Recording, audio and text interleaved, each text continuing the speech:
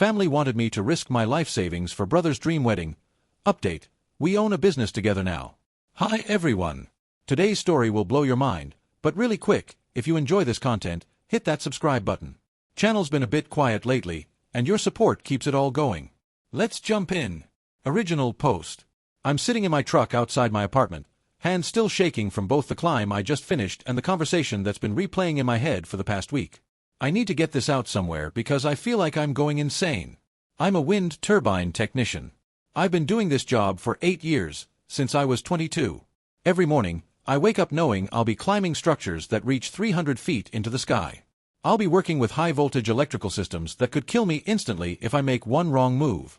I've seen colleagues get caught in sudden weather changes, fighting 60-mile-per-hour winds while trying to descend safely.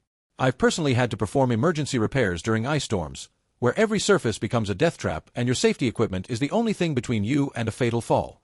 I do this job because it pays well, and I've been smart with that money. While my friends were buying new cars and going on expensive vacations, I was saving. Building an emergency fund. Checking my credit score obsessively. Planning for a future where I could buy a house, maybe start a small business, have something solid that couldn't be taken away. Every dollar in my savings account represents hours spent in genuinely life-threatening conditions. My younger brother is 26, works as a sous chef at a respected restaurant downtown. He's talented, genuinely gifted in the kitchen. He got engaged 6 months ago to his girlfriend of 3 years, and I was thrilled for him. She's lovely, they're good together, and I was looking forward to celebrating with them. Last Sunday, my parents invited everyone for dinner. Nothing unusual there. We do family dinners once a month. My brother was there with his fiancée, I came alone as usual, and everything seemed normal until after dessert when my father cleared his throat in that way that means he's about to make an announcement. Family is about investment, he started, and I immediately felt my stomach drop because his speeches about family always seem to end with me being asked to sacrifice something. When one of us reaches a milestone, we all step up to make it special. My mother took over then, smiling at me with that particular expression she gets when she's about to ask for something huge while pretending it's nothing. Your brother's wedding is going to be a once-in-a-lifetime event. He has a vision, a real vision, for something spectacular. That's when they laid it out. My brother wants to hire a celebrity chef he idolizes, someone who's been on cooking shows and has restaurants in 3 cities. This chef would fly in with his team, bring specialized equipment, source rare ingredients from around the world. The chef alone would cost $30,000. The ingredients, including specific fish flown in from Japan, truffle varieties from Italy, specialized molecular gastronomy components, another $20,000. The venue my brother wants, which is some converted historic mansion, would be $15,000. Flowers, photography, everything else would fill out the remaining $10,000.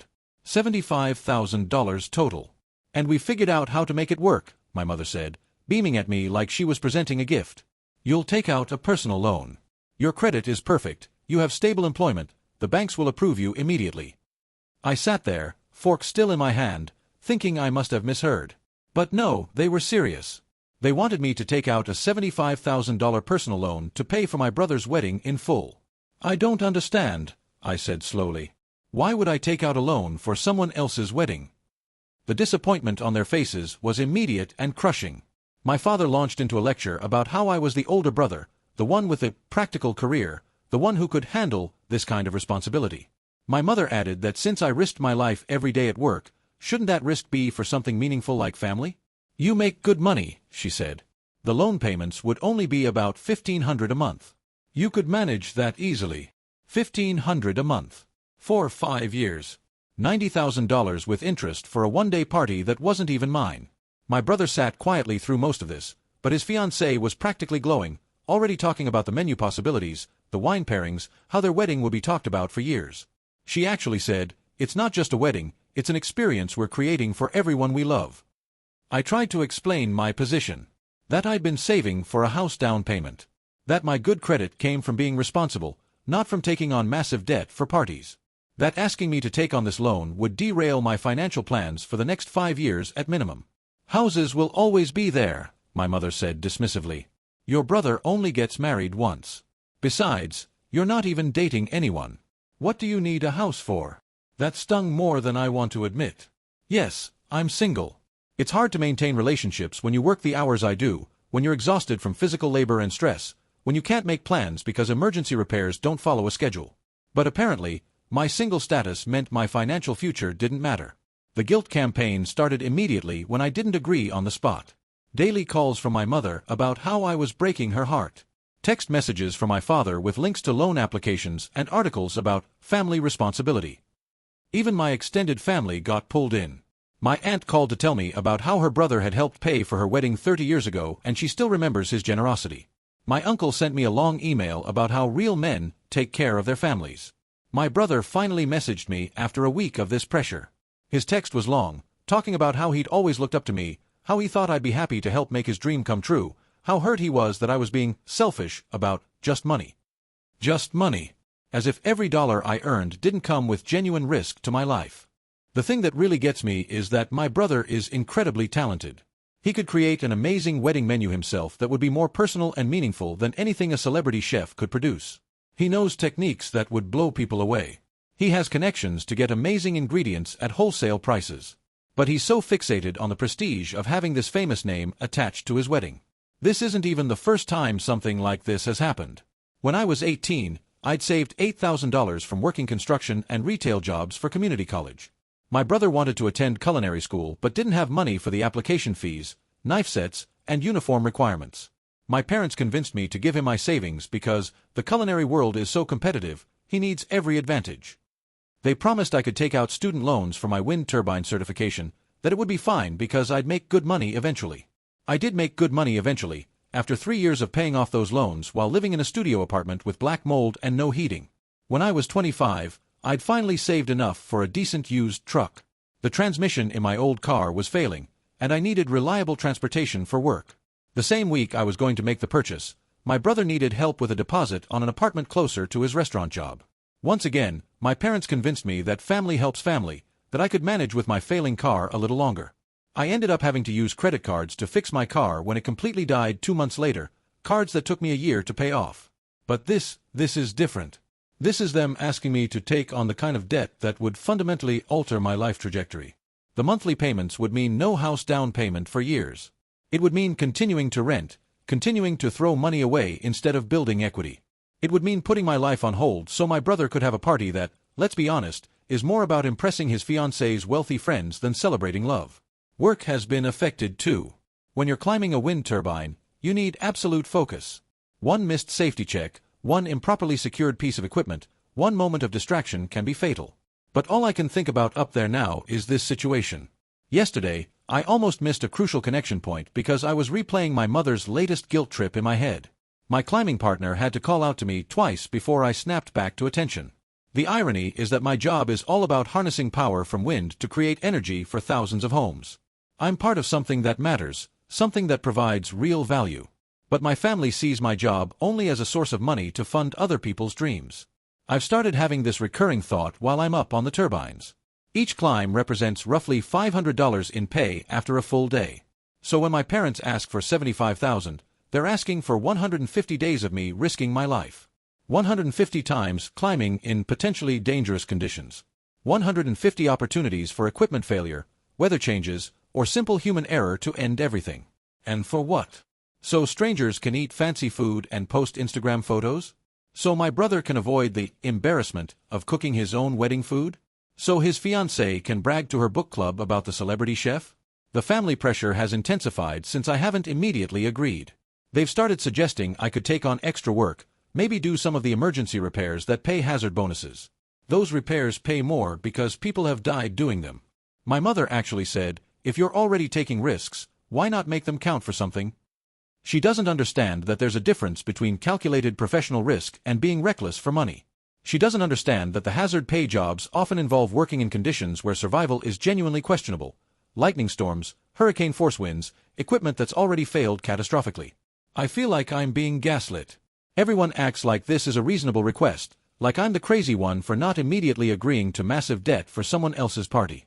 They keep saying variations of, it's just money, and family helps family, and you'll understand when it's your turn.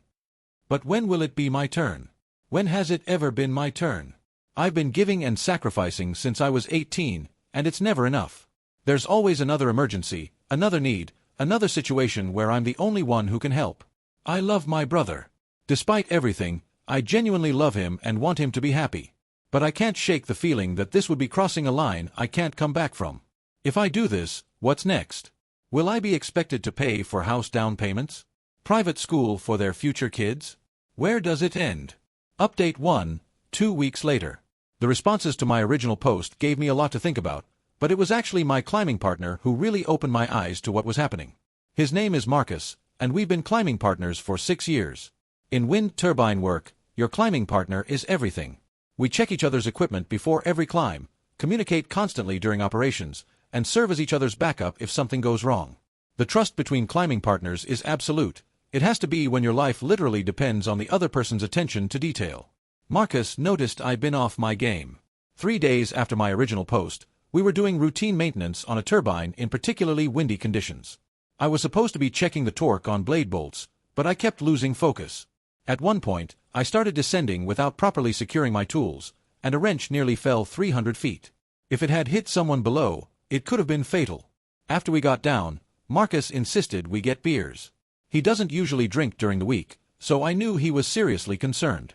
We went to this dive bar near the wind farm where a lot of the techs hang out, and he just looked at me and said, "Talk." So I told him everything. The whole story came pouring out, the loan demand, the family pressure, the guilt, the sleepless nights. Marcus listened without interrupting, occasionally nodding or ordering another round. When I finished, he was quiet for a long moment. "Remember 3 years ago when you helped me move?" he finally asked. It seemed like a random question, but I nodded. "You showed up with a truck you'd rented with your own money, helped me pack everything, drove 3 hours to my new place, and helped me unload. When I tried to pay you for the truck rental, you refused. Said that's what friends do." "That's different," I started, but he held up his hand. "Is it? Because I'll tell you what I didn't do. I didn't demand you rent a moving company for me. I didn't guilt-trip you into paying for professional movers. I didn't get your family to harass you about it. You offered what you could, your time and effort, and I was grateful. That's how healthy relationships work." He pulled out his phone and showed me something he'd Googled while I was talking, articles about financial abuse in families. I'd never thought of it that way, but reading through the descriptions was like looking in a mirror. Using guilt to extract money, leveraging family bonds for financial gain, the designated provider who's expected to sacrifice endlessly. "You told me once about giving your college savings to your brother," Marcus said. "And about the truck down payment that became his apartment deposit. How much total do you think you've given your family over the years?" I hadn't ever calculated it, but we did rough math on bar napkins. Between the college savings, the apartment deposit, various loans that were never repaid, emergency coverages, and birthday/holiday gifts that were always expected to be generous from me but modest from others, it came to nearly $40,000 over 12 years. "So they want $75,000 more on top of the $40,000 you've already given?" Marcus asked. "When does it end?" "When you've given them everything." He helped me see the pattern I'd been blind to. Every time I accumulated any savings, suddenly there was a family emergency that required exactly that amount. Every time I made progress toward my goals, I was selfish for not sharing that progress with family. Marcus offered to help me practice saying no. We spent 2 hours in that bar role-playing the conversation. He pretended to be my parents, throwing every guilt trip and manipulation tactic at me. At first, I kept folding, automatically apologizing, offering compromises. But slowly, with practice, I got better at standing firm. "Your brother doesn't respect his own skills enough to cook his own wedding," Marcus pointed out. "Why should you respect him more than he respects himself?" That hit hard. My brother is genuinely talented, could create something amazing and personal, but he'd rather go into debt for someone else's name on the menu. It was actually sad when I thought about it that way. The real conversation with my parents happened 4 days later. I drove to their house on a Saturday morning, declined to stay for breakfast, and told them we needed to talk. I'd practiced this speech dozens of times, but my hands were still shaking. "I will not be taking out a loan for the wedding," I said. "I'm happy to contribute what I can afford as a wedding gift, $2,000, but I will not go into debt for someone else's event." The explosion was immediate. My mother burst into tears, not sad tears but angry ones. She accused me of being heartless, of forgetting everything they'd done for me growing up. My father's face turned red, and he launched into a tirade about disappointment and family values and how he'd raised me better than this. "You have money," he shouted. "You make more than any of us. Why are you being so selfish with it?" "Because it's mine," I said, voice steadier than I felt. "I earned it by risking my life every single day. I've been generous with family for years, but this is too much. $75,000 in debt for a wedding is insane. My mother tried a different tactic then, switching from anger to desperation. She talked about how she'd always dreamed of her son's weddings, how this was a chance for our family to show we'd made it, how embarrassed she'd be if they had to have a normal wedding instead. Then you take out the loan, I suggested. If it's so important to you, you pay for it. The silence that followed was deafening. Of course they couldn't take out the loan. Their credit wasn't good enough, and they didn't have the income to support it. That's why they needed me, not because I was family, but because I was the only one with the financial standing to get approved. My brother called that night, and the conversation was worse than with my parents. He accused me of sabotaging his happiness, of being jealous that he was getting married while I was single, of holding money over the family's head like a weapon. I've never held money over anyone, I told him. I've given freely for years. But this isn't giving, it's being forced to light myself on fire to keep you warm. It's just money, he screamed through the phone. You can make more. Every dollar represents risking my life, I said. You're asking me to risk my life for 150 days to pay for your party. Would you climb those towers for 150 days for my wedding? He hung up without answering. Update 2, 6 weeks later. The family situation had been completely frozen. No one was speaking to me except for passive-aggressive messages in the family group chat. I'd been uninvited from the wedding, which honestly was a relief. Marcus kept checking on me, making sure I was holding firm, reminding me that I was doing the right thing. Then, at 2 in the morning on a Tuesday, I heard knocking at my door. I grabbed the baseball bat I keep by my bed. Living alone in a rough neighborhood makes you cautious, and peered through the peephole. It was my brother, still in his chef's whites, looking exhausted. I let him in, and the smell of kitchen grease, garlic, that particular mixture of spices and heat, filled my apartment. He collapsed on my couch without saying anything while I made coffee. Strong coffee, the kind we used to drink when pulling all-nighters studying for our respective certifications. I've been working doubles for 6 weeks, he finally said. 16, 18-hour days. Trying to save money for this wedding. Do you know how much I've managed to save? I shook my head. $3,000. $3,000. My body is falling apart. I've burned myself so many times I've lost count, and I've saved $3,000 in 6 weeks of killing myself. He laughed bitterly. At this rate, I'd need to work doubles for 2 years to afford the wedding we planned. He told me he'd been doing the math obsessively during his shifts. Every plate he sent out, he calculated how much profit it represented, how many plates until he could afford just the celebrity chef's travel costs. The numbers were crushing. But that's not even the worst part, he continued. Last night, the head chef asked me why I looked like death. I told him about working doubles to pay for the celebrity chef wedding thing. You know what he said? I waited. He said, "You're a sous chef at one of the best restaurants in the city, and you don't think you're good enough to cook your own wedding?" That's the saddest thing I've ever heard. My brother's eyes filled with tears then. He talked about how those words had hit him like a physical blow. He'd trained for years, worked his way up from prep cook to line cook to sous chef. He could make incredible food, had developed his own techniques and signature dishes. But somehow, he'd convinced himself, or let others convince him, that his own skills weren't enough for his own wedding. I went home that night and really looked at the wedding plans, he said. Really looked. And I realized none of it was about me and Sarah. It was about impressing her college friends. About my posts getting more likes than her cousin's wedding. About Mom being able to brag to her book club. But nothing about us. He'd talked to Sarah then, really talked. Told her he wanted to cook their wedding meal himself, with help from his kitchen colleagues. She'd been resistant at first, worried about what people would think, what they'd post on social media. So I cooked for her, he said. A 5-course meal. Each course was something that meant something to us. The appetizer was based on what we ate on our first date. The pasta course was her grandmother's recipe that I'd spent months perfecting. The main was the dish I was making when she first said she loved me. Everything had a story, a meaning, a connection to us. She'd cried through the entire meal. Not sad tears, but moved ones. She said it was the most romantic thing anyone had ever done, that every bite told the story of their relationship. We're scaling everything back, he said. 60 people instead of 200. A small venue by the lake. I'm cooking with 3 friends from the kitchen. The whole thing will cost maybe $10,000, which we can actually afford ourselves if we're smart about it. Then came the real reason for his late-night visit. I'm sorry, he said, looking me in the eye. I'm so fucking sorry. I let Mom and Dad convince me that you owed me your financial security. I let Sarah's family's expectations make me forget who I am. I treated you like a wallet instead of a brother. He told me he'd confronted our parents, told them to stop harassing me, that the scaled-back wedding was happening and they could either be happy about it or not come. They'd been shocked that he was taking my side, but he'd pointed out that I'd been taking his side financially for over a decade and they'd never questioned that. You know what working those doubles taught me? He asked. That earning something yourself means more than having it handed to you. Every dollar I saved felt like an accomplishment. If you'd given me that loan, I would have learned nothing. Final update, 3 months later. I'm writing this from inside a food truck, one my brother and I own together. The wedding was 2 weeks ago, and it was perfect. Not Instagram perfect or magazine perfect, but actually perfect.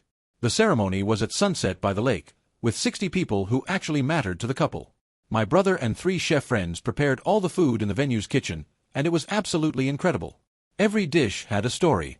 The appetizers were inspired by the couple's travels together. The main course showcased my brother's technical skills while honoring both families' cultural backgrounds. The wedding cake was made by Sarah herself. She'd taken pastry classes specifically for this. It wasn't professionally smooth, but it was made with love, and that made it beautiful. During the reception, my brother gave a speech that included something unexpected. He thanked me, publicly, for saying no to the loan. My brother saved me from myself, he said. I was so caught up in impressing others that I forgot what mattered. He could have enabled my ego, but instead, he forced me to prove what I was capable of. This meal, this wedding, this moment, we earned it ourselves. And that makes it so much sweeter. My mother came up to me during the reception, and for the first time in months, she seemed genuinely warm toward me. The food is extraordinary, she said quietly. Better than any restaurant I've been to. That's because he made it, I replied. Not some celebrity, but your son. The one with the actual talent. She nodded and squeezed my hand. It wasn't an apology, but it was acknowledgement. After the wedding, my brother and I were sitting outside, both a few drinks in, watching the last guests leave. He suddenly said, I have a business proposition. I laughed, thinking he was joking, but he pulled out his phone and showed me a presentation he'd been working on. A food truck business. He'd researched costs, licensing, equipment needs, potential revenue. He wanted us to go in as equal partners, him handling the food, me managing all the technical aspects. Think about it, he said. You know electrical, mechanical, generators, maintenance. I know food. We work weekends and evenings, build something together. Not you sacrificing for me or me depending on you, but us building something as equals. The idea was actually brilliant. Food trucks have complex technical needs that break down constantly. Most food truck owners have to pay premium prices for emergency repairs. With my skills, we could maintain everything ourselves. With his culinary talents, we could serve restaurant-quality food at competitive prices. We each put in $15,000, him from wedding gift money and savings, me from part of my house down payment fund. But this felt different from all the previous times I'd given family money. This was an investment where I was an equal partner, where my contribution was valued, where I'd see returns. We bought a used truck that needed significant work. The electrical system was fried, the generator barely functioned, the kitchen equipment was from the early 2000s. But that made it perfect for us. We've spent every evening and weekend for the past month rebuilding it together. Working side by side has healed something between us. As I rewire the electrical panel, he tells me about flavor profiles he's developing. As he tests recipes, I explain the technical challenges of mobile food service. We're teaching each other, respecting each other's expertise. You know what's funny, he said last night while we were installing new LED strips. If you'd given me that loan, we'd both be miserable right now. You'd be in debt, I'd feel guilty but also entitled, and we'd probably hate each other.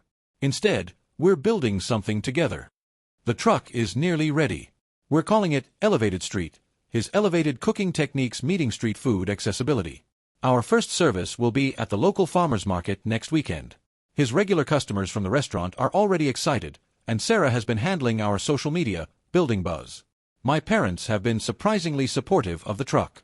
I think seeing my brother take responsibility for his own dreams, seeing us work as equals, shifted something in their perspective.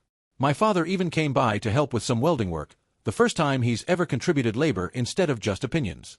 Marcus stopped by yesterday to see the truck. He tried my brother's signature sandwich, a complex creation involving 12-hour braised meat, house-made pickles, and a sauce that takes 3 days to develop properly. This is insane, he said, then looked at me. You went from being told to fund his entire wedding to being his business partner. That's what boundaries can do. Last week, while working on the truck, my brother said something that stuck with me. I used to think success meant having enough money to hire others to do things for you. But working those doubles, earning my own wedding, building this truck, I learned success means being capable enough that you don't need to hire others. You can create your own dreams. The grand opening is in 3 days. We've got a line of customers already planning to come. The local food blog wants to do a feature on us. The combination of my brother's food and the story of two brothers building something together has resonated with people. I still climb towers during the week, still risk my life for my paycheck. But now that risk has additional purpose, not sacrificing for others' dreams, but investing in a shared one. The view from 300 feet up is still breathtaking, but the view from inside our truck, watching my brother do what he loves while I maintain the systems that make it possible, is just as good. The other night, Sarah brought us dinner while we worked on the truck. As we sat eating, she said, "You know, this is so much better than that celebrity chef wedding would have been. This is real. This is yours. This is earned." My brother looked at me and raised his beer. "To saying no," he toasted. "To saying no," I agreed, "and to building something better." The truck's generator hummed to life, all the lights came on, and my brother fired up the grill for the first time. The smell of his cooking filled the air, and I realized this partnership, this mutual respect, this shared investment, this is what family should really be about. Not one person sacrificing everything while others take. Not guilt and manipulation and endless debt. But building together, contributing equally, respecting each other's worth. It took saying no to $75,000 of debt to find something worth infinitely more, a real partnership with my brother, built on respect instead of obligation.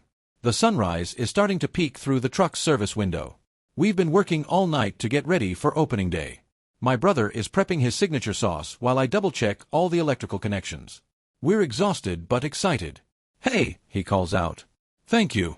For saying no. For forcing me to grow up. For giving us this chance to build something real together." I think about all those days on the wind turbines, risking everything for a paycheck, and how my family wanted me to hand over that risk to fund someone else's ego. Now, that risk funds something we're building together, as equals. That's the difference between enabling and supporting. Between sacrifice and investment.